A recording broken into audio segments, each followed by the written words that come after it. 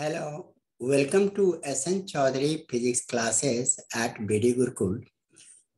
Today I am going to start MCQ questions based on electrostatics. आप सभी बच्चों का BD गुरुकुल में स्वागत है। जैसा कि आप सभी जानते हो, अक्टूबर-नवंबर में CBSE MCQ क्वेश्चन के टेस्ट लेंगे, जिसमें उन्होंने रखा है जो 40% मार्क्स यहाँ से ऐड किया जाएगा और अप्रैल मार्च में जो पेपर लेंगे CBSE उसमें से 60% मार्क्स ऐड किया जाएगा। अब ये MCQ सभी बच्चे अभी तक तरह तरह के शक या तरह तरह के क्वेश्चन अराइज कर रहे हैं। सर MCQ क्वेश्चन कैसे होगा? इतना दिन तो हम लोग सब्जेक्टिव लिखते थे, शॉर्ट आंसर लिखते थे। इसी कड़ी में आज मैंने MCQ क्वेश्चन सॉल्व करना शुरू किया है। ये MCQ का पहला लेक्चर है। हर लेक्चर में एक MCQ जो है, जैसे इलेक्ट्रोस्टैटिक्स का है, करंट इलेक्ट्रिसिटी का है, हर लेक्चर का हम MCQ क्वेश्चन डालते रहेंगे। अब MCQ क्वेश्चन आते कैसे हैं? केवल आपके वहाँ आंसर लिख देने से नहीं होते, आपको उसके सॉल्यूशन भी आना चाहिए, क्योंकि ये गारंटी नहीं है कि यही क्वेश्चन आपके फिर से आ जाएंगे। हाँ, इतना है, इसी टाइप से क्वेश्चन बनते हैं और इसी टाइप से हमने प्रयास किया है कि हर एक बच्चे के साथ क्वेश्चन में कहीं कोई परेशानी नहीं हो। इसके लिए हमने आज MCQ क्वेश्चन स्टार्ट किए हैं। प्यारे बच्चों, आप सभी मेरे इस लेक्चर सीरीज को देखते चलना, फिर आपको कभी अनुभव ही नहीं होगा कि MCQ क्वेश्चन कैसे पूछेंगे, क्या करेंगे, कैसे आंसर लिखें। अभी तक बच्चों के मन में था सर हम टिक लगा देते हैं, भाई टिक लगाने से नहीं होता है, आपको उसका सॉल्यूशन भी आना चाहिए। तो हमने जो MCQ क्वेश्चन दिया है इसका आंसर भी दिए हैं, साथ साथ इसका एक्सप्लेनेशन भी दिए हैं। अब ये सभी बच्चे एक्सप्लेनेशन भी देखोगे, इसका आंसर कैसे बनता है, क्योंकि इसी आधार पर फिर दूसरा क्वेश्चन अराइज कर देंगे। आपको ये एक्सप्लेनेशन सॉल्यूशन समझ में आएंगे तो आप उस क्वेश्चन का आंसर भी इजीली दोगे। दूसरी बात, ये CBSE के पैटर्न क्लास 12 के लिए ही नहीं है, बल्कि इस तरह के ही MCQ आपके JEE मेन में पूछे जाते हैं, नीट में पूछे जाते हैं। तो हमने इसको PC पर अपलोड करने का प्रयास किया है। हम इस तरह से MCQ क्वेश्चन बनाते हैं और MCQ क्वेश्चंस का आंसर भी देते हैं और साथ साथ उनका आंसर का एक्सप्लेनेशन भी देते जा रहे हैं। इसलिए सभी बच्चे इस वीडियो को लाइक, सब्सक्राइब और शेयर जरूर करो, जिससे आप तो खुद फायदा उठा ही रहे हो, साथ साथ दूसरे बच्चे भी इसका फायदा उठा पाए। तो आज आओ हम लोग MCQ क्वेश्चन पर शुरुआत करते हैं। अभी भी इंस्टीट्यूट ओपन नहीं हुआ है, जिसके कारण मैं व्हाइट बोर्ड या ब्लैक बोर्ड पर नहीं कर पा रहा हूँ, इसलिए मैंने PC के आधार पर ही आपको ये दे रहे हैं। अब इसके क्वेश्चन जैसे हैं, अब आपका पहला क्वेश्चन चलते हैं। ये मल्टीपल चॉइस क्वेश्चन है, MCQ क्वेश्चन आपके शुरुआत किए हैं।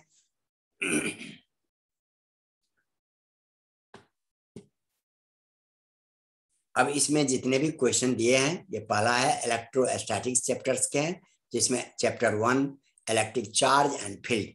सिंपल। अब कहोगे सर MCQ और सब्जेक्टिव में डिफरेंस। सब्जेक्टिव में आप मेन क्वेश्चन करके चले जाते थे तो चलो भाई इसमें सब पास कर लेंगे या अच्छे नंबर ले आएंगे, लेकिन MCQ में जिसको आप रिजेक्ट करते हो, ये टॉपिक कहीं पूछने वाला तो है नहीं, हम उसके ऊपर भी MCQ बना के देते हैं। रियल में ये पैटर्न बहुत ही अच्छा है यदि सही ढंग से फॉलो किया जाए, और सभी बच्चों को इसमें बेनिफिट मिलेंगे। तो पहला क्वेश्चन है, electricity produced on rubbing is, आप कर्सर पर ध्यान देना, electricity produced on rubbing is. अब बताओ, इलेक्ट्रिसिटी प्रोड्यूस करते हैं हम रब करने से, तो बताओ इसमें कौन सा आंसर सही है? Is electricity produced on rubbing is static electricity, electromagnetic, current electricity, none of these. अब इसमें से आंसर इसका हो गया बेटा static electricity. Electricity produced by, explanation देखो, produced by rubbing is called frictional electricity और स्टैटिक इलेक्ट्रिसिटी। रब करने से दो ऑब्जेक्ट को जब हम रब करते हैं तो वन इलेक्ट्रॉन लूज करता है, दूसरा इलेक्ट्रॉन गेन करता है। जो इलेक्ट्रॉन लूज करते हैं उसके ऊपर पॉजिटिव चार्ज हो जाते हैं, जो इलेक्ट्रॉन गेन करते हैं उसके ऊपर निगेटिव चार्ज आते हैं। अब ये पॉजिटिव और निगेटिव चार्ज फ्लो नहीं करता है, इसलिए ये स्टैटिक कहलाया। Here charges are at rest, यहाँ चार्ज जो है रेस्ट में है, इसलिए हमने इसको कहा। नेक्स्ट क्वेश्चन आपको चलते हैं, समझ में आ गया प्यारे बच्चों? यहाँ देखो next, when a person combs his hair, कोई आदमी कंघी से अपने बाल को संवारते हैं। Static electricity sometime produced by what process. अब यहाँ पर कहते हैं बाल को में हम कंघी करते हैं, यहाँ पर स्टैटिक इलेक्ट्रिसिटी बनते हैं, लेकिन किस आधार पर बनते हैं, किस प्रोसेस से बनते हैं, इस प्रोसेस का हमें यहाँ बताना है। इसका आंसर देख लो, contact between combs and hair result in a charge. Second choice है friction between comb and hair result in transfer of charge, transfer of electrons. C है conduction between comb and hair, और D है आपका induction between comb and hair. इसका answer बेटा B हो गया, क्योंकि बाल हमारे जो हेयर्स हैं और कम के बीच में फ्रिक्शन होता है, एक इलेक्ट्रॉन लूज करता है, दूसरा इलेक्ट्रॉन गेन करता है, जिसके कारण यहाँ पर चार्ज जमा हो जाते हैं। इसलिए कहते हैं friction between comb and hair result in transfer of electron. Real में इलेक्ट्रॉन एक से दूसरे में ट्रांसफर होते हैं, जिसके कारण ये दिखाई पड़ते हैं। अब आपके इसलिए आंसर हमने बी लिखा है, इसका आंसर एक्सप्लेनेशन भी बोल देता हूं। When two objects are rubbed with each other, one loses electrons and other gains electron. One which loses electron is positively charged and other which gains electron is negatively charged. इस तरह से जब आपसे पूछा जाएगा कम को हम करते हैं हेयर में, बाल में करते हैं, कंघी करते हैं, तो हमें क्या होता है, एक इलेक्ट्रॉन लूज करता है, दूसरा इलेक्ट्रॉन गेन करता है due to friction between comb and hairs, इनके बीच के कारण। इसलिए आप इनका आंसर ये चॉइस बी आप डालो। अब इलेक्ट्रिक चार्ज से रिलेटेड देखो बेटा, हर टॉपिक के ऊपर मैंने एमसीक्यू क्रिएट किए हैं, और इस एमसीक्यू का आपको आंसर भी दिया है, एक्सप्लेनेशन भी दिए हैं। ध्यान से देखोगे तो पूरा चैप्टर एक ढंग से, पूरी चैप्टर का समराइज याद हो जाएगा, कहीं कोई प्रॉब्लम ही नहीं रहेंगे, आप आराम से इसका कर सकते हो। Electric charge, there are two types of charges, there are two types of electric charges, positive charge and negative charge। ठीक है बेटा, दो तरह के चार्ज होते हैं, पॉजिटिव और नेगेटिव। ठीक है, the property which differentiate the two types of charges, बताओ किस प्रॉपर्टीज के कारण पॉजिटिव और नेगेटिव दोनों अलग अलग होते हैं। यहां पर हम क्लियर फिर से कर देता हूं, दो तरह के चार्ज होते हैं, एक पर पॉजिटिव और एक पर नेगेटिव। ये इन दोनों के प्रॉपर्टीज में क्या डिफरेंस है, ये आपको यहां बताना है। अब आपके ए में फील्ड ऑफ चार्ज, बी में अमाउंट ऑफ चार्ज, सी में स्ट्रेंथ ऑफ चार्ज। अब यहाँ पर फील्ड ऑफ चार्ज के कारण ऐसा होता है, या अमाउंट ऑफ चार्ज के कारण होता है, स्ट्रेंथ ऑफ चार्ज के कारण होता है, और डी में लिखे हमने पोलरिटी ऑफ चार्ज। पोलरिटी का मतलब one loses electron becomes positive, वहां पर पॉजिटिव पोलरिटी आ गया, और जहां इलेक्ट्रॉन गेन हुआ वहां पर नेगेटिव चार्ज का सब कलेक्शन हो गया, वो नेगेटिव पोलरिटी में आ गए। तो इसका आंसर क्या लिखेंगे बेटा, ये पोलरिटी ऑफ चार्ज के कारण ऐसा होता है। मींस पॉजिटिव बॉडी, जो पॉजिटिवली चार्ज बॉडी है वहां लैक ऑफ इलेक्ट्रॉन्स है, निगेटिवली चार्ज बॉडी जो है वहां पर एक्सेस ऑफ इलेक्ट्रॉन है। ये अलग अलग पोलरिटी एक दो जगह जमा हो जाते हैं, जिसके कारण ऐसा होता है। इसलिए इसका आंसर हो गया डी। फिर भी मैंने सॉल्यूशन को भी एक्सप्लेन कर रहा हूं। One which has excess of electron is negative polarity and other which has less number of electron is positive polarity. जहां इलेक्ट्रॉन एक्सेस है वहां पर नेगेटिव पोलरिटी बन गया, और जहां पर इलेक्ट्रॉन्स लेस है वो पॉजिटिव पोलरिटी बन गया। इसलिए इसका आंसर डी हुआ। नेक्स्ट में क्वेश्चन नंबर 4 देखो, what will happen when we rub a glass rod with the silk cloth. हमारे पास एक ग्लास का रॉड है, जैसे ग्लास का रॉड मान लो ये पेन है, हम दिखा रहे हैं, इसी तरह का ग्लास का रॉड है, सिल्क के कपड़े से हमने इसको रब कर दिया। तो पूछा जा रहा है ग्लास के रॉड पर कौन सा चार्ज होगा और सिल्क के रॉड पर कौन सा चार्ज होगा। तो बेटा जब इनको रब करते हैं तो ग्लास का रॉड इलेक्ट्रॉन लूज करता है, इसलिए ये पॉजिटिव पोलरिटी में आ जाते हैं, पॉजिटिव नेचर में आ जाते हैं, और सिल्क के कपड़े इलेक्ट्रॉन गेन करता है, जिसके कारण इस पर नेगेटिव चार्ज हो जाते हैं। अब इसी आधार पर यहाँ पर इन्होंने चॉइस दिए हैं। पहला चॉइस, क्वेश्चन फिर से देख लो बेटा, what will happen when we rub a glass rod with silk cloth. अब ये आपका थॉट था, अब इस थॉट पर क्वेश्चन में क्या चॉइस दिए हैं अब उसको देखो। Some electron from glass rod are transfer to silk cloth, ये भी बात सही है। जब हम रब करते हैं तो ग्लास रॉड का जो इलेक्ट्रॉन्स है वो ट्रांसफर हो जाता है सिल्क में। बी में glass rod gets positive charge and silk cloth gets negative charge, ये भी बात सही है। जब ग्लास के रॉड ने इलेक्ट्रॉन लूज किया तो पॉजिटिव बन जाएगा, और सिल्क ने इलेक्ट्रॉन गेन किया तो वो नेगेटिव बन जाएगा। तीसरा चॉइस क्या है बेटा, वो भी देखो। New charges are created in the process of rubbing, rubbing में नया चार्ज का क्रिएशन हुआ है, जो कि असंभव है, इम्पॉसिबल है। You know that charge can, according to law of conservation of charge can neither be created nor be destroyed. Charge को ना तो हम क्रिएट कर सकते हैं ना डिस्ट्रॉय कर सकते हैं, इसको केवल हम एक बॉडी से दूसरे बॉडी में ट्रांसफर कर सकते हैं, इसलिए सी इसका चॉइस हो नहीं सकता है। अब डी में दिया है इन्होंने बोथ ए एंड बी। बेटा मैंने कहा था ए भी करेक्ट है बी भी करेक्ट है, इसलिए डी में चॉइस इसने दे दिया बोथ ए एंड बी। फिर भी मैंने एक्सप्लेनेशन भी लिखा है, जो मेरी बात याद रख पाते हो तो याद रखो, और नहीं तो आपका एक्सप्लेनेशन भी आप यहाँ देखोगे। When glass rod is rubbed with silk cloth, glass rod loses electron and silk cloth gains electron, and thus glass rod becomes positively charged and silk cloth becomes negatively charged. अब question number 5 देखो। When two bodies are rubbed against each other, they acquire.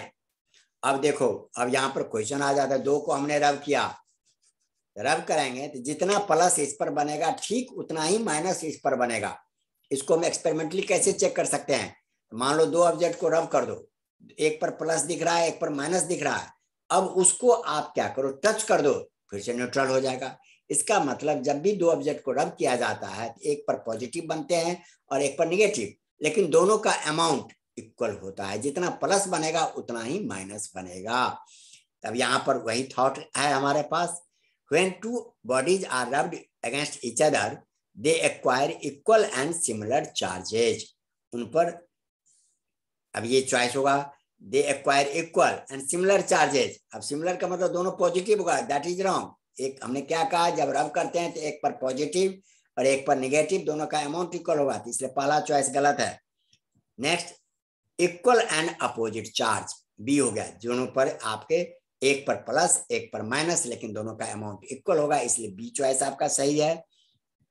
Unequal and similar charge C choice में लिखा है, unequal नहीं होता है तो इसलिए ये गलत हो गया। अनइक्वल एंड अपोजिट चार्ज ये भी गलत। इस तरह से बेटा हमारा आंसर क्या हो गया, B, equal and opposite charges. अब यहां पर देखो बी में, अब इसी के हम एक्सप्लेनेशन लिख भी दिए हैं, आप इसे देख सकते हो। और बेटा देखो ये 10-10 करके हम पर डे क्वेश्चन आपको देंगे, और इसी तरह से आपके पास समझा भी रहे हैं, आप इसे देखो, फिर एमसीक्यू क्वेश्चन के लिए कहीं भटकना ही नहीं पड़ेगा। अब इसके बाद आप नीट का पेपर दो, जेई मेन का पेपर दो, सीबीएसई का पेपर दो, आपके मन से एमसीक्यू क्वेश्चन या टेस्ट का डर खत्म हो जाएगा। हमारे नजर में सीबीएसई का एक ये अच्छा प्रयास है, इससे बच्चे थ्रोली पढ़ेंगे भी, हर कंसेप्ट के ऊपर क्वेश्चन बन सकता है। देखो रियल में जब टीचिंग करते हैं, यहाँ तो स्कूल वाले चाहे इंस्टीट्यूट वाले कहते हैं आपको इतने ही पीरियड में सिलेबस खत्म करना है। टीचर क्या करेंगे, अब उस आधार पर उस सिलेबस फिनिश करते हैं, कई सारे टॉपिक्स को इग्नोर कर देते हैं जो मेन टॉपिक से करा देते हैं। लेकिन सीबीएसई ने जो ये प्रयास किया है एमसीक्यू क्वेश्चन के लिए, एमसीक्यू क्वेश्चन छोटे से छोटे टॉपिक्स पर, बड़े से बड़े पर, हर क्वेश्चन पर बनेगा। अब ये जो एमसीक्यू क्वेश्चन बनेगा तो ये आपको सीबीएसई में तो रिजल्ट अच्छा करने में मदद करेगा ही करेगा, साथ साथ ये आपको जेई मेन या नीट इनके पेपर में भी फेस करने में आपको आसानी होगी। और इनके पेपर एमसीक्यू, कई बच्चे नीट का पेपर कैसे होगा, जेई मेन का पेपर कैसे होगा, आपके मन से ये डर खत्म हो जाएगा। ये हमारी नजर में सीबीएसई का एक अच्छा प्रयास है और आप लोगों को समझो, आप लोगों को ट्रेन किया जा रहा है कि कैसे हम फेस करें नीट को, कैसे हम फेस करें जेई मेन के क्वेश्चंस को।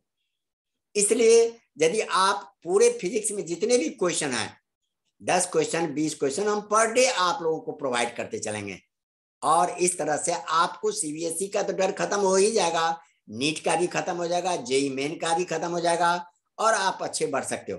दूसरी बेनिफिट, अब टीचर को भी पढ़ाने पड़ेंगे हर टॉपिक्स।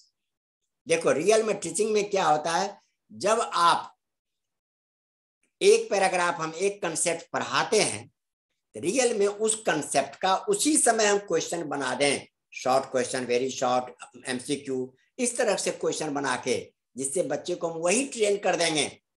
हर बच्चे के पास एक ही कंसेप्ट पर यदि हम 5, 2, 4, 5, 10 क्वेश्चन बना देते हैं और उसी से हम वर्बल रिप्लाई भी लेते हैं, साथ साथ उसको हम रिटेन में भी दे देते हैं, तो बच्चे का तैयारी भी अच्छा होगा, बेस भी अच्छा होगा और इस तरह से उन्हें नीट और जेई फेस करने में भी परेशानी नहीं होगी।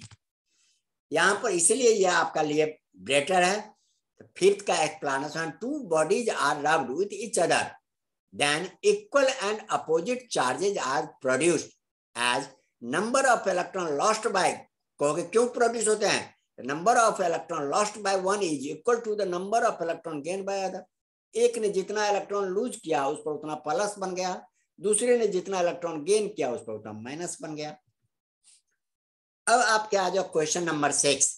अब ये कलेक्शन ऑफ क्वेश्चन मुझे जहां से भी मिलेगा, जैसे भी मिलेगा, उन क्वेश्चन को हम पर डे आपको आधा घंटा का हो, 20 मिनट का हो, जितने देर का क्लास होगा हम प्रोवाइड करेंगे। अब आपके क्वेश्चन नंबर 6 है, ऑब्जेक्ट में एक्वायर एंड एक्सेस और डिफिशियंसी ऑफ चार्ज बाय। अब किसी ऑब्जेक्ट के ऊपर एक्सेस चार्ज हो सकता है कैसे, या उसमें चार्ज की कमी कैसे हो सकती है, इसमें चॉइस दे दिया, देख लो, हैमरिंग, हथौड़ा से पीटने पर, हिटिंग करने पर, सेकिंग, हिलाने डुलाने पर, और रबिंग। बेटा अभी हमने आपको यही कंसेप्ट पीछे बताए थे, when two objects are rubbed with each other, one loses electron and other gains electrons, one which loses electrons is positively charged and other which gains electron is negatively charged, hence its answer is D, rubbing। अब यहाँ पर इसका भी explanation, हर एक question का मैंने explanation भी लिखने का प्रयास किया। ये कंसेप्ट बार बार पढ़ोगे तो आपको लर्न हो जाएगा, फिर आपके मन से जो एमसीक्यू का डर है ये खत्म हो जाएगा। Explanation, when two objects are rubbed with each other, one loses electrons and other gains electrons. One which loses electrons has deficiency of electrons and other which gains electrons has excess of electrons. The process is called rubbing. Rubbing के द्वारा हम कहीं पर electron का number बढ़ा सकते हैं, इस तरह से कहीं पर इलेक्ट्रॉन का नंबर हम घटा सकते हैं। अब आपके क्वेश्चन नंबर 6 के बाद क्वेश्चन नंबर 7 पर आ जाओ। An object is charged when it has charge imbalance, which means the, अब कहता है an object is charged, object को चार्ज किया जाता है, कब किया जाता है, when it has charge imbalance, मैंने उस पर चार्ज क्लियर नहीं है, कम है या अधिक है, which means the object contains no protons, भाई ऑब्जेक्ट के पास कोई प्रोटॉन नहीं है, object contents no electron, object पर कोई इलेक्ट्रॉन्स नहीं है, object contents equal number of electron and protons, भाई ऑब्जेक्ट में जितना इलेक्ट्रॉन्स है उतना ही प्रोटॉन है, object contents unequal number of electrons and proton, यदि किसी भी ऑब्जेक्ट में इलेक्ट्रॉन और प्रोटॉन का नंबर इक्वल नहीं है तब उसको हम जितना शॉर्टेज है वो हम डाल सकते हैं, इलेक्ट्रॉन को ट्रांसफर करके उसे हम बना सकते हैं, इसलिए इसका आंसर डी आपका करेक्ट है। एक्सप्लेनेशन भी देखो, it is charge to make it neutralize to make equal number of electron and protons, हम चार्ज करते हैं किसी ऑब्जेक्ट को, मान लो न्यूट्रलाइज करना है, तो जिस पर अनइक्वल है तो वहां पर हम इसका कर सकते हैं। अब यहां से देखो बेटा, इन टॉपिक्स पर चार्ज के ऊपर आपने इतने क्वेश्चन देखे। इसी तरह से अब यहां पर हम शुरू करते हैं इन कंडक्टर्स और इंसुलेटर से related question. Which of the flowing material is the best conductor of electricity. अब बेस्ट कंडक्टर ऑफ इलेक्ट्रिसिटी पूछता है बेटा, बताओ कौन होता है, बताओ अभिषेक या बताओ। तो रियल में जो भी बेस्ट कंडक्टर्स ऑफ इलेक्ट्रिसिटी है, ये आप जानते हो silver is the best conductor of electricity. और इसी में फॉलोड बाय, उसके बाद किसका नंबर आता है, कॉपर, एल्युमिनियम, आयरन, इस तरह से इनका सीरीज है। तो आपको बेस्ट कंडक्टर में अब देखना है इसमें से कोई है या नहीं है। देख लो, platinum no, gold no, silicon no. अब कॉपर, अब सिलिकॉन आपका सेमीकंडक्टर है इसलिए इसके नहीं है, कॉपर बस आ गया कॉपर, तो हम कॉपर को लिखते हैं बेस्ट कंडक्टर्स। अब इसी का आंसर हमने यहां पर दिए हैं, the best conductor is silver followed by copper, aluminium, iron etcetera. अब इस तरह से आपके बेस्ट सिल्वर के बाद कॉपर आते हैं, एल्युमिनियम आते हैं, आयरन आते हैं, और इसलिए कॉपर को हम यूज करते हैं एज ए कंडक्टर्स। अब इसी में देख लो, अब जब इतना सीखते हो तो टीचर कहेगा भाई जब आपको बेस्ट मालूम है तो पुअरेस्ट मेटल भी होना चाहिए। मेटल है तो कंडक्टर्स है, लेकिन पुअरेस्ट कौन होगा, तो वहां पर हम क्वेश्चन में आंसर डालते हैं लेड, LEAD, लेड, जिसका सिंबल होता है PV। आपका वो हो गया पुअरेस्ट मेटेलिक कंडक्टर। अब इसके आधार पर एक्सप्लेनेशन देखो, the best conductor is silver followed by copper, aluminium, iron etcetera. अब question number 9, which of the following is not an insulator. नीचे में हम कुछ नाम दिए हैं, पूछ रहे हैं इसमें कौन है जो इंसुलेटर्स नहीं है। ड्राई एयर इंसुलेटर्स है, हवा से तो करंट पास नहीं करते हैं जनरली, स्पेशल केस छोड़ के। अब स्पेशल केस इसलिए जब लाइटनिंग होते हैं तो हवा के थ्रू भी करंट पास करते हैं, लेकिन जनरली जो है commonly use air, dry air आपका इंसुलेटर्स है। डायमंड, अब ये भी अपने टेट्राहेड्रल शेप के कारण इसमें कोई भी फ्री इलेक्ट्रॉन्स नहीं होता है, ये भी इंसुलेटर्स हो गया। इवोनाइट, ये भी इंसुलेटर हो गया। ह्यूमन बॉडी, हमारे बॉडी से करंट पास कर जाते हैं, तो यहाँ पर ह्यूमन बॉडी कंडक्टर। यहाँ पूछा नोट इंसुलेटर, कौन इंसुलेटर नहीं है, तो ये सारे इंसुलेटर थे, एक ह्यूमन बॉडी इंसुलेटर नहीं है, because it is a good conductors. All are insulator but human body is a conductor. ये एक्सप्लेनेशन में आपके आगे। अब इसी तरह से देखो बेटा, चार्जिंग बाय इंडक्शन, या इसी का एक क्वेश्चन है, इंडक्शन के द्वारा हम कैसे चार्ज करते हैं इसके लिए। A method for charging a conductor without bringing a charge body is contact with is called. अब मान लो ये एक मेटल है, ये कंडक्टर्स है, यहाँ पर अभी कोई चार्ज नहीं, इसके पास हमने दूसरा चार्ज बॉडी लाएंगे, ये क्या करेगा, इसके पास वाले सिरे पर without touching opposite charge produce कर देगा, जिसको इंड्यूसेस कहते हैं। When a positively charged body is brought close to a conductor, it induces negative charge at close end and positive charge at far end. The negative charge close end पर बना दिया, far end पर positive charge बना गया। This phenomena is called electrical induction. यही ये पूछ रहा है, a method for charging a conductor, किसी कंडक्टर को हम चार्ज करते हैं without bringing a charge body in contact, body इसको हम टच नहीं करेंगे, दूर ही रखे रहते हैं, in contact is called। अब यहां पर दे रहेगा magnetization, that is wrong, electrification wrong, electrostatic induction, it is also known as electrical induction या इलेक्ट्रोस्टैटिक इंडक्शन। आगे बेटा समझ में। अब आपके इस तरह से 10 क्वेश्चन हमने आपके करा दिए, और एक दो क्वेश्चन देखो एक्सप्लेनेशन से। अब यहाँ पर हमने इंडक्टर का डेफिनेशन दे दिया, when a charge body is brought close to a conductor it induces dissimilar charge, means opposite charge at close end. जैसे ये कंडक्टर के पास लाए और ये इस पर हमारे पास प्लस है, इसके पास वाले सिरे पर माइनस बनाएगा, दूर वाले सिरे पर प्लस बना देगा। Charge at close end of the conductor and similar charge at far end of the conductor, this phenomena is called electrical induction and electrostatic induction. This is used, this phenomena is used to charge a conductor. किसी conductor को charge करने के लिए हम इस phenomena का use करते हैं। इस फेनोमेना के द्वारा जैसे पॉजिटिव रॉड लाएंगे तो इस पर हम निगेटिव बना सकते हैं, निगेटिव लाएंगे तो इस पर पॉजिटिव लाएंगे, और यदि दो कंटैक्ट में कंडक्टर है तो प्लस माइनस हम दोनों एक साथ बना सकते हैं इस फेनोमेना की मदद से। नेक्स्ट क्वेश्चन देखो बेटा, अब यहाँ इसी का डायग्राम हमने दिखाने का प्रयास किए हैं। अब इसी तरह से देखो question number 11, a conducting sphere is negatively charge.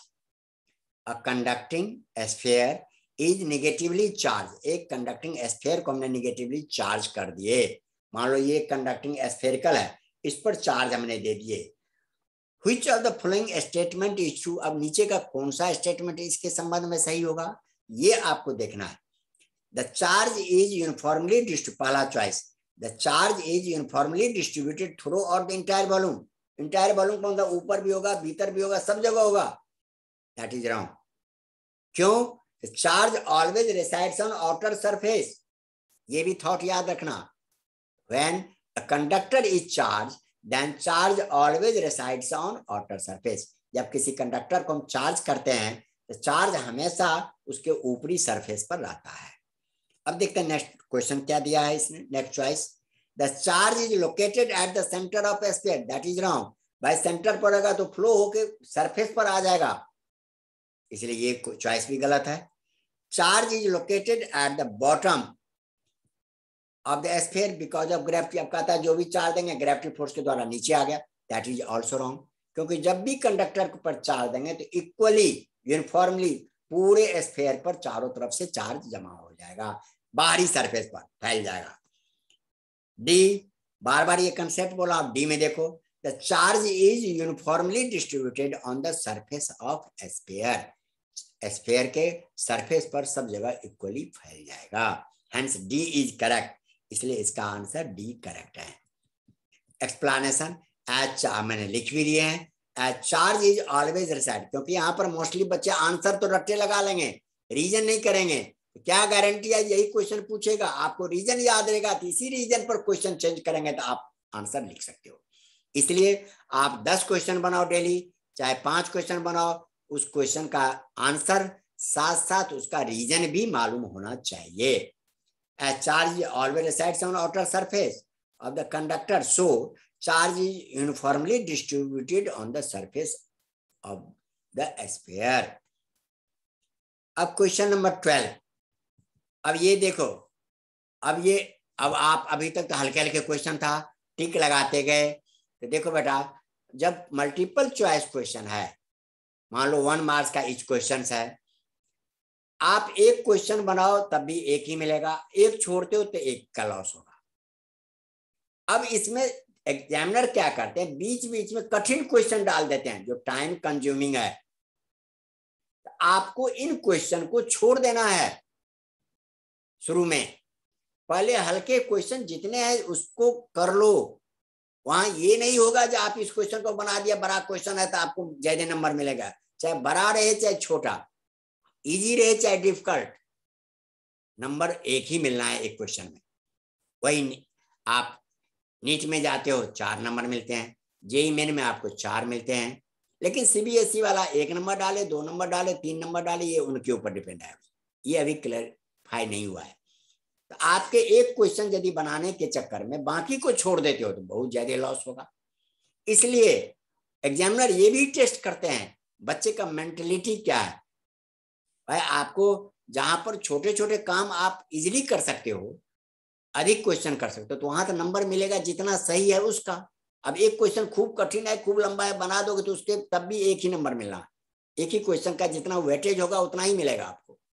इसलिए बीच में यदि कोई लंबा क्वेश्चन आ जाए उसे तत्काल स्किप कर दो, अगले क्वेश्चन पर चले जाओ, जब खत्म हो जाएगा लास्ट में उस क्वेश्चन पर आओगे। जैसे देखो अब न्यूमेरिकल देखते ही हमने कह दिए थे आपको ये बात, a cup contains 250 gram of water. The total positive charge present in the cup of water is, अब ये न्यूमेरिकल्स है, बिना बनाए पॉसिबल नहीं है, इसमें आपको टाइम खर्च करना पड़ेगा। अब इसका आंसर क्या होगा, अब इसका आंसर बेटा हम कुछ नहीं बता सकते अभी, पहले आप इसका सॉल्यूशन देखो। अब mass of water in gram equal to 250 gram. Molecular mass of water कितना होता है ये भी हमने कैलकुलेट करके निकाल दिए हैं, 18 होता है। 18 AMU लिखो या U लिखो। अब आपने केमिस्ट्री यूज किया है, number of moles of water, the mass in gram upon molecular mass 250 upon 18, इतना मोल हो गया या ग्राम मॉलिक्यूलर मास कहो। अब आप जानते हो एवोगाड्रो नंबर के हिसाब से 1 मोल में 6.022 इंटू 10 पावर 23 मॉलिक्यूल्स होते हैं। आप 1 मोल को इससे मल्टीप्लाई किए। अब देख लो तो 250 बाय 18 मोल्स में कितना होगा, तो इससे इसको मल्टीप्लाई किया। अब देख लो ये मल्टीप्लाई है, लंबा है, आप इसमें आप बनाओगे, उलझना नहीं है, ये इस तरह के क्वेश्चन बनाना लास्ट में। अब आपको पता चल गया जो वाटर का इतना मॉलिक्यूल्स मौजूद है। अब देखो हमने बना दिए हैं, etch molecule of water contains 2 hydrogen, एक मॉलिक्यूल ऑफ वाटर में 2 हाइड्रोजन होते हैं और 1 ऑक्सीजन होते हैं। हाइड्रोजन में 1 इलेक्ट्रॉन होता है, 1 प्रोटॉन होते हैं, तो 2 हाइड्रोजन है तो 2 प्रोटॉन 2 इलेक्ट्रॉन हो गए। और ऑक्सीजन में 8 इलेक्ट्रॉन और 8 प्रोटॉन्स होते हैं। तो इसका मतलब 1 हाइड्रोजन हैज 1 इलेक्ट्रॉन्स, तो 2 हाइड्रोजन हैज 2 इलेक्ट्रॉन, किसी एक को निकाल लो उतने प्रोटॉन हो जाएंगे। हाइड्रोजन में 2 इलेक्ट्रॉन्स हो गया। 1 ऑक्सीजन एटम हैड 8 इलेक्ट्रॉन्स। अब यहाँ पर एक मॉलिक्यूल, यदि वाटर का 1 मॉलिक्यूल आप चूज करते हो तो 1 molecule of water contains 10 electrons, अब उतना ही प्रोटॉन भी होगा तो 10 प्रोटॉन्स हो गए। अब यहाँ पर पूछा था पॉजिटिव चार्ज कितना है, बेटा आप इसका निकाल लो। हमने निकाला था, हमारे पास इतना मॉलिक्यूल्स था वाटर का, कंटेंट्स कितना हो जाएगा, तो 10 से आप इसको मल्टीप्लाई किए, protons that is positive charge. अब इसको देखो बेटा सिंप्लीफाई करने का, अब कहोगे सर इतना बड़ा नंबर है मल्टीप्लाई कैसे करेंगे, तो देखो कर सकते हो, टाइम है तो एक्यूरेट करो। एक्यूरेट टाइम नहीं है, इसे हम कैसे करते हैं देख लो आराम से। हमने यहाँ पर देख लो 25 है, 1 0 यहाँ पर है, 1 0 यहाँ पर है, 2 0, इसको 25 बना दिया हमने, 10 0 खत्म। अब बच गया 25 इंटू 6.022 18, इतने हमारे पास बच गए। अब इसको हम क्या करते हैं, ऊपर वाले को मल्टीप्लाई कर देते हैं सिंपली, तो 150.55 होता है। अब 18 से डिवाइड करेंगे, इतना निकल गया। लेकिन यहाँ पर आपको देख लो 18.36 आया। अब रफली हम करते कैसे, इतना टाइम नहीं है मेरे पास एक्यूरेट मल्टीप्लाई करने के, तो देख लो बेटा 6 को आप रफली 6 मान लो, 18 को डिवाइड करोगे 3 जा हो गया, 3 से आप 250 को आराम से मल्टीप्लाई डिवाइड कर सकते हो, उसका भी आंसर नियर अबाउट यही मिलेगा। इतने प्रोटॉन्स है, कई बच्चे यहीं पर छोड़ देते हैं, प्रोटॉन तो निकल गया, नहीं भाई 1 प्रोटॉन पर कितना चार्ज होता है वो भी देखना है। 1 proton has plus 1.60 10 power minus 19 coulomb charge होते हैं। अब इतने प्रोटॉन है तो इसको मल्टीप्लाई करो, 1.60 इंटू 10 पावर माइनस 19 8.36। अब 1.60 से हम 8.36 को मल्टीप्लाई किए और पावर वाला जो था ये हो गया 13.376 इंटू 10 पावर 25 में से 19 चला गया तो 10 का पावर 6 बच गया। साइंटिफिक मेथड में 1 डिजिट के बाद हमें लिखने का परमिशन होता है, तो 1 डिजिट के बाद हमने लिखा तो 1.3376 10 पावर 7 हो गया। अब यहाँ पर रफली आंसर आपका 2 डिजिट में दिया हुआ है, तो थर्ड मोर देन 5 है तो 1 कंसीडर करके हमने इसमें ऐड किया, तो हो गया 1.34 into 10 power 7। Hence answer B is correct. अब आपके बी का आंसर देखो, बी में यही है 1.34, देखो 1.34 इंटू 10 पावर 7 कूलम।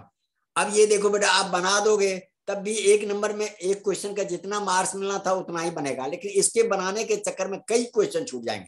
इसलिए इस तरह के क्वेश्चन को अटेम्प्ट करना, लास्ट में जब सारे बन गए हैं मेरे पास टाइम है तो मैं इसका यूज करता हूं। इसलिए बार बार कहता हूं, आप हर क्वेश्चन पर यदि 1 सेकंड बताए तो मान लो 30 क्वेश्चन है, 30 सेकंड बच गया, उन क्वेश्चन से आप आगे किसी क्वेश्चन को अटेम्प्ट कर सकते हो। इस तरह से आज हमने आप लोगों को 12 क्वेश्चन समझाने का प्रयास किए हैं। और प्यारे बच्चों, आप इनके आंसर, सॉल्यूशन, एक्सप्लेनेशन सभी को फॉलो करते चलो। और हम पर डे कभी 10 भी होगा, कभी 20 भी क्वेश्चन होगा, जितना हम क्वेश्चन बना सकते हैं, कलेक्ट कर सकते हैं, जितने के सॉल्यूशन कर सकते हैं, पर डे हम आपको इसको लेक्चर दे देंगे। और इसी लेक्चर को हम आपके यूट्यूब पर अपलोड कर देंगे। आप वहां से यूट्यूब से मदद ले सकते हो। आपको मेरा वीडियो बेनिफिशियल लगे, सेटिस्फैक्ट्री लगे, फायदेमंद हो, लाइक सब्सक्राइब जरूर करना। और साथ साथ जो बोर्ड पर हमने क्लास दिए हैं, आप करीब करीब इलेक्ट्रोस्टैटिक्स, ऑप्टिक्स, रे ऑप्टिक्स, इस सब का पूरा लेक्चर मेरे यूट्यूब चैनल पर है, बीडी गुरुकुल पर। आप ओपन करो और वहां से आपको हर लेक्चर मिलता जाएगा। किसी बच्चे को कहीं कोई डाउट हो तो आप कोई कमेंट कर दो, within 24 hour I will answer you. 24 घंटे के भीतर मैं क्वेश्चन का सॉल्यूशन या आपके कमेंट का आंसर देने का प्रयास करूंगा। Thank you.